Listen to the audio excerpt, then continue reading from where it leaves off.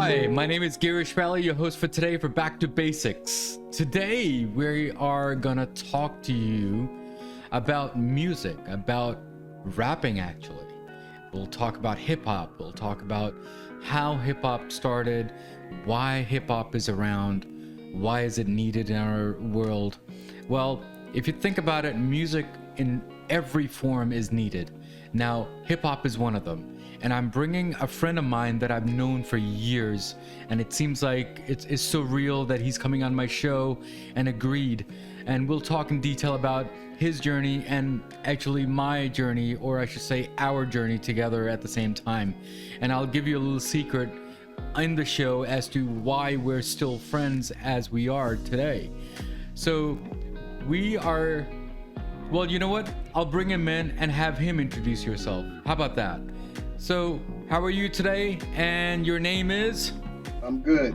This is Beneficence. Beneficence. So, I've known you for years. Many years. Many years. We will not get into the age and how many years because, you know, that would give your age and my age out. But there is one thing that you and I have in common, and not a lot of people know it, is yes, there's an age difference between both of us, but we have the same birth date.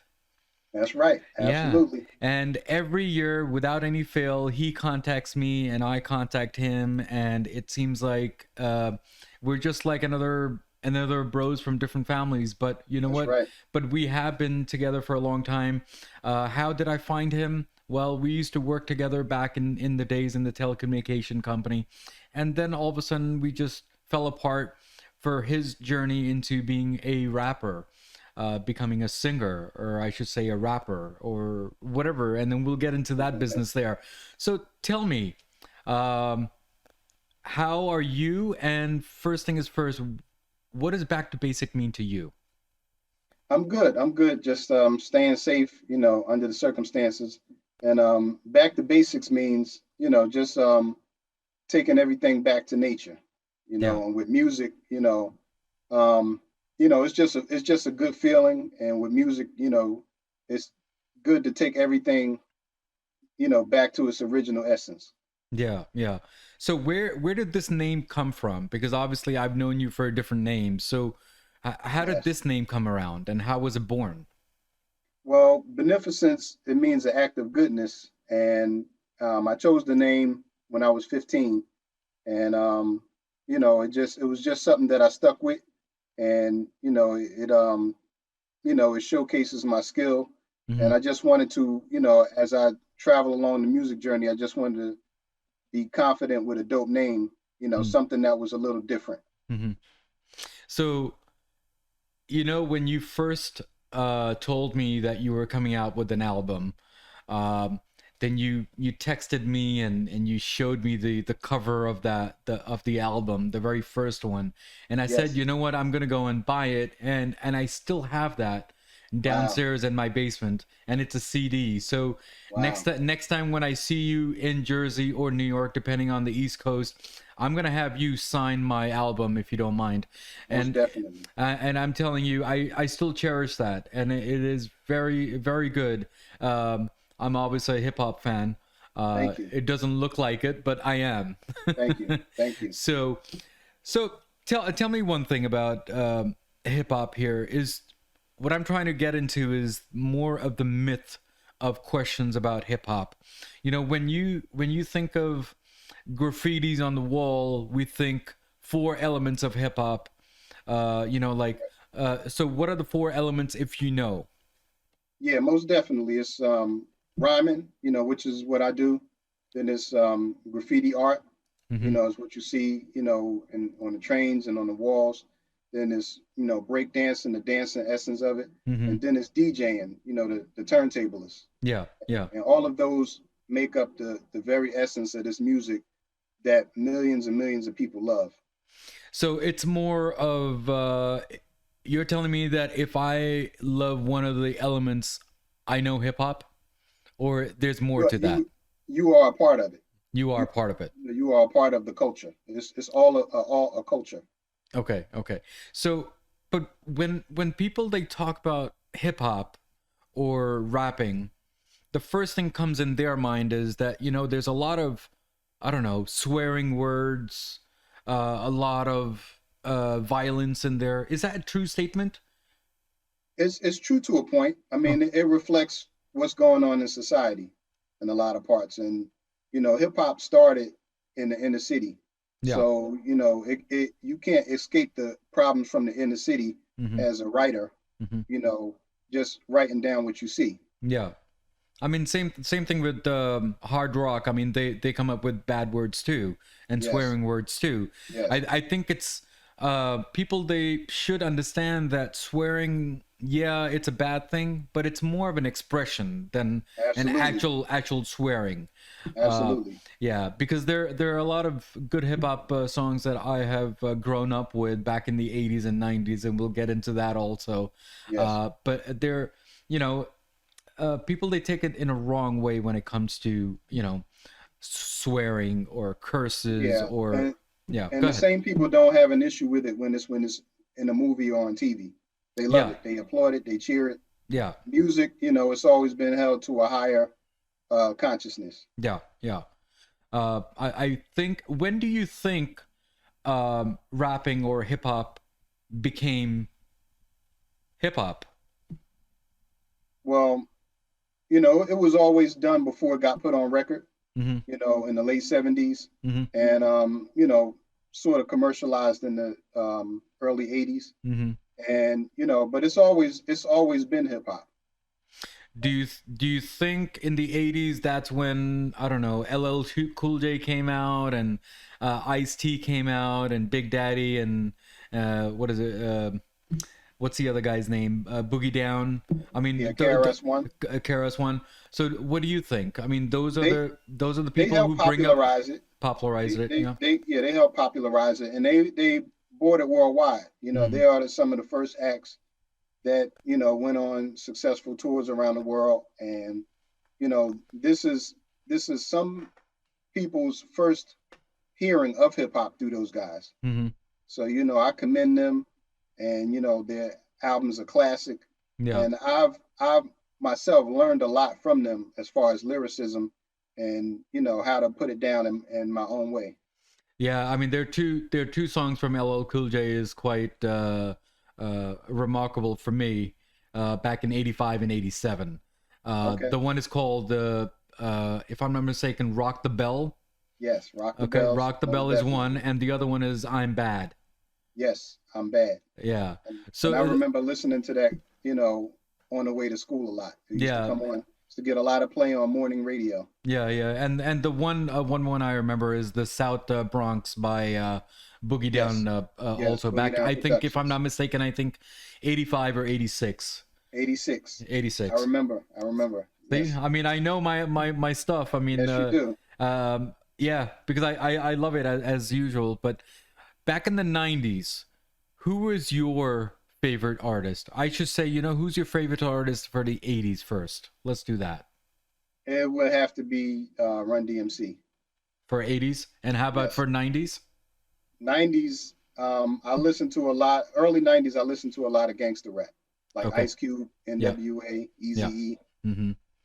I think Nas was also born kind of in the 90s. I think that's where, not born, but you know what I mean. I mean, like he came out in the 90s, and I think towards the end of it, I think Tupac was one of the best back in the 90s also. Absolutely. Yeah. And he's prophetical. I think one of his favorite, if I'm not mistaken, is California Love. Yes. That's my favorite. Excellent joint. Yeah. That's one of my favorites. So is rapping, or I should say hip hop, tough or bad for female rappers? It's kind of harder for them to gain traction.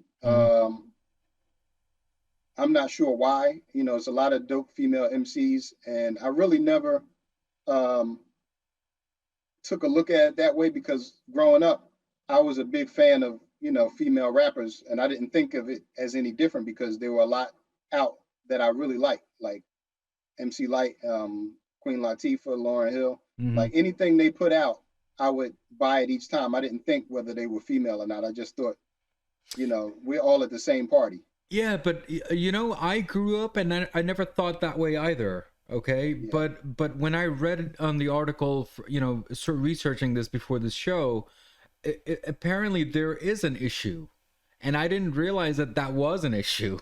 yeah. So I've never seen it as an issue. yeah, And from me personally, they get just as much respect. And a lot of times, because of their dedication to the craft, they take it way more serious than a lot of fellas. yeah, yeah. So, I commend them and applaud them. Any favorites back in the 80s or 90s? I think 90s were more female that it came out, I think. Yeah, I love Salt and Pepper. I love Roxanne Shante. Yeah. And then, before I even heard of them, it was MCs like Sha Rock and, just a lot of classic female rappers who inspired me. Mm-hmm. I think Salt and Pepper were my favorites in the 90s. I think it was Yes. The one of the favorite ones. Which one is it? Let's Talk Sexy or something. What is that Yes. called? Let's talk about sex or Talk something. about sex. Yeah, Yes. yeah, yeah. That Very was educational song. very educational. It Yes. was a little upbeat. People, they did say that it was more female-ish type of song, but you know what? Yes. If you read and listen to the words, I think it's pretty beautiful. Yeah, So, absolutely. do you think rapping is a talent? Definitely. Yes. It's as serious as poetry. But people You they know, don't. you But people they don't think that way. That's kind of weird, right? yeah, it's a lot of cadence that goes into it. It's a lot of vocabulary that goes into it. Yeah. A lot of staying on beat.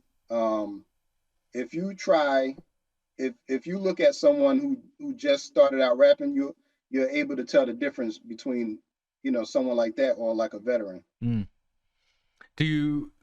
Can you demonstrate any rapping right now for us? Not right now. Not right now. I'm not. We'll have to say that for the new album, For which the is album coming out 2 months. in 2 months. Okay, okay, okay. Is rap music more on the violence or more in which way do you think? My music, In your music and anyone else's, you think? um, and my music, I don't curse in my music. I do. My music has a lot of social content. Mm-hmm. It has some street elements to it because Mm-hmm. that's how I grew up. That's how you grew up, yeah. Um, and it's very hard for me to come out other than myself. Mm. I have some guest appearances. I don't, tell them what to do. I don't try to, say they can't say this or say that. If they come with freedom of expression, Mm-hmm. and I feel it's, talented or that they're dedicated to the art, Mm-hmm. I will, put them on and let them do their thing. Because But yes, some elements of it are violent, but it's sometimes you have to give any artist a chance to evolve. yeah. Like Tupac, for instance, all that he's been through is very hard to believe sometimes that he left at 25. Mm-hmm. I can imagine a Tupac at 35. Yeah, yeah. People, they still think that he's alive. Yes. I've seen it on YouTube. Yeah, yeah. Same thing with the Elvis. Elvis is still alive, according Yes. to. So that's another one. But You're right. let me ask you this. So you're saying, on stage, if I want to recite a poem, that's more of rapping, but in a rhythm, It's more rapping. but more in the rhythmish way. Yes, that's where the origins came from. Okay.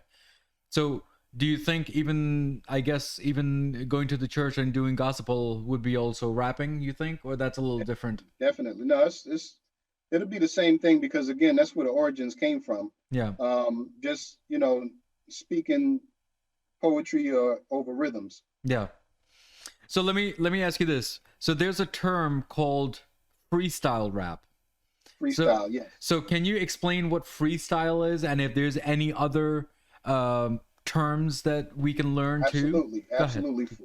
Freestyle would be a rhyme. It could be written or it could be off the top of your head. Mm-hmm.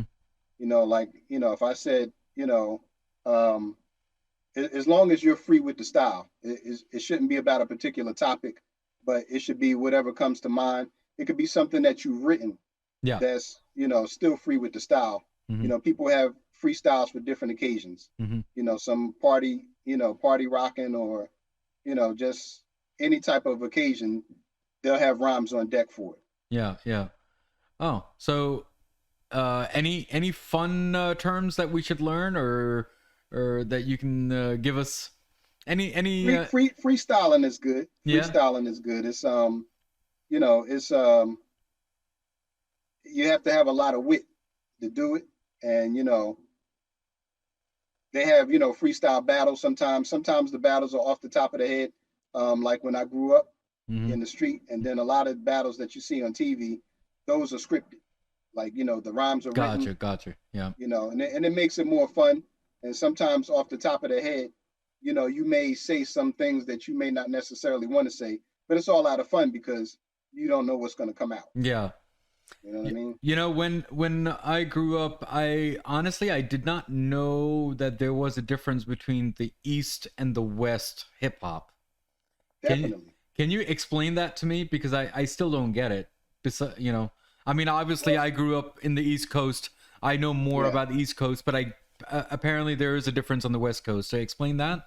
Absolutely. So a lot of East Coast rappers and MCs, they kind of patterned themselves after the artists that were out on their coast at the time. Yeah. And the West Coast, you know, they channeled after a lot of funk artists.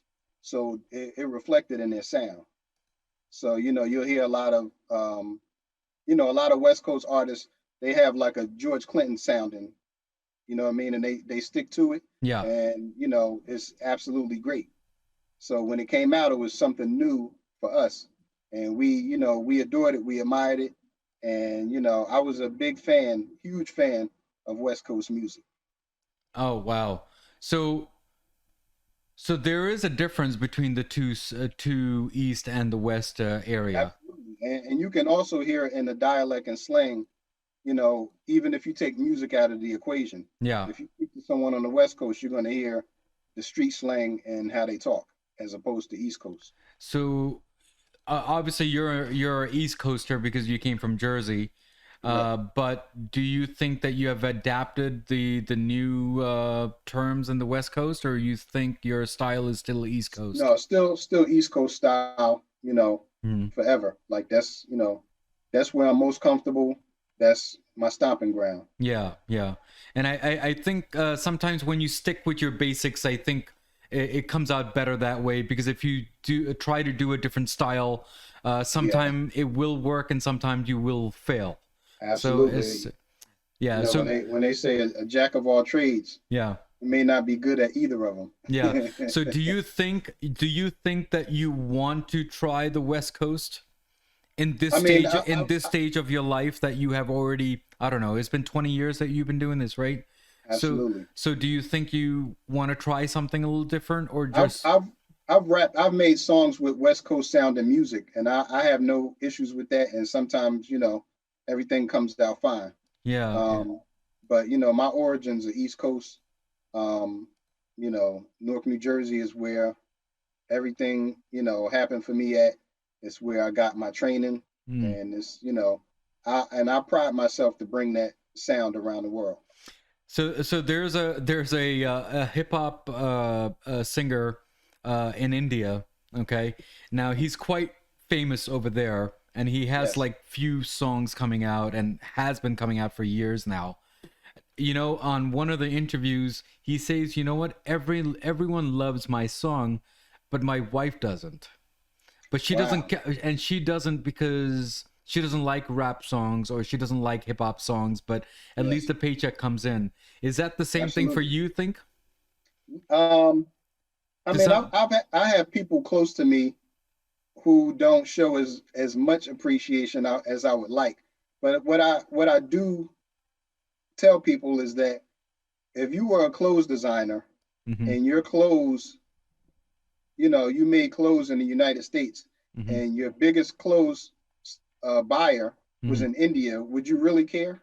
No, I wouldn't. Yeah, because it's selling. Yeah. So, a lot of, it took me a while. I actually, when I first started, I kind of had to go through the back door to get everything popping in Europe first, and then it came back here. And once they seen, I started doing European tours, it was very easy to bring everything back to the US. So as of right now, the people who kind of supported you, kind of not supported you, they are supporting you now, and they they see a change. Because I think when you have a steady job, right, and then you starting something new, people they do get scared. That is a given, because your regular paycheck stops, right, and then something else starts, and but I've always been a visionary. I've never been scared to take chances. I would rather fail than to not have ever taken a chance. But Raheem, I've known you for so many years. Me personally, I don't think that you did this for money. I think it's more of a passion. Absolutely. I think it's more of a passion to make what makes you happy. Just like me, I'm taking my chances of starting my own podcast, and I think I just took my chances. It honestly, yes, it does matter that I care what people they think, but honestly, at the end of the day, it has to satisfy me to absolutely. At the end of the day, yeah. At the end of the day, you have to be the one that's happy with the choices and decisions that you made. Yeah.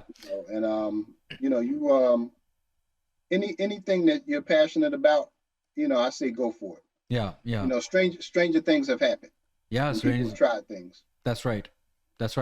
I mean, I'll tell people right now that the reason why I brought Raheem into this show is to make people understand that you gotta follow your passion. It does not matter if you're a singer, you're a dancer, or doctor, or anybody. The passion has to be there to make success. And I think I have done IT for the last 20 years, and I'm still doing it. But my passion is doing radio, talking to people. Absolutely. Now Raheem has done that for the last 20 something years for his I should say 15 years for IT stuff. But for the next years, I mean, he has done a lot of albums. So how many albums have you done so far since I've known you? Next month will be my 7th album. See, so that's what I mean. I mean, it seems like your passion has just come to a different, I don't know, a flavor, a different. So have you learned a lot in those 7? Absolutely. I was gonna say 7 episodes, but 7 episodes of your albums, has that changed? Yeah, between albums, you have to go and refine your skills. You have to, gain some knowledge. Yeah. You want to travel. You just want to get some more insight before you begin writing again. I started a record label as well, Ill Adrenaline Records, in 2010, and to this date, my next album will be the 54th release that we put out. Wow. So your next album is coming when? It'll be out April 23rd. April 23rd. Yes. So I think so I think oh wow, this is great. And this is vinyl. So it's nice. A vinyl record, and we do black vinyl, and also we do a color version as well. This is the splatter of it. Yeah. And 2 weeks after the album comes out, I do have a memoir coming out called Concrete Soul. It's the memoir and making of Ill Adrenaline Records. Yeah. Absolutely. Yeah. I was looking at that. To write everything. I was looking at that on Instagram when you were showing your album, the way you were, the vinyl cutting, and then you were showing this. Yes. So it's quite funny how I stalk you on Instagram, and it's right here too at the same time. Yes. So when am I gonna get this copy here? Or do I have to everything to you within 30 days? Within 30 days, awesome. Yeah. And then I can just go on Amazon and buy it and give you the paycheck, I guess. Nah, you get it directly from me. Okay. Your family. Yeah, thank you so much, Rip. Yeah. I appreciate that. So before I let you go, do you have any last words for all the listeners who support hip hop, support rappers, and all the soul and everything goes with it? Absolutely. They can follow me on Beneficence Real on Mm-hmm. Instagram or Twitter. Mm-hmm. Um, they can follow me on Facebook, um, Raheem Beneficence Muhammad, and support anything coming out from Ill Adrenaline. I'll have 3 videos coming out next month to support the album, and honestly, I just think it's some of my best work. I took my time. I haven't put out an album since 2016, and this is some of my best writing. I have a lot of dope features on it. The producer is Confidence from Boston, and we just got a lot of live dope music. Mm. So support it. Yeah, of course, definitely. I always do. I mean, I've done it for so many years now. Yes, The support is always going to be there from my side for sure, and my family to you. I appreciate it. Thank you again for coming on my show as usual, giving me all the support and love, and just pass the word around and give me all the love that you can Will do. on your side. Yes, Will do, brother, and stay safe. I will. Thank you again.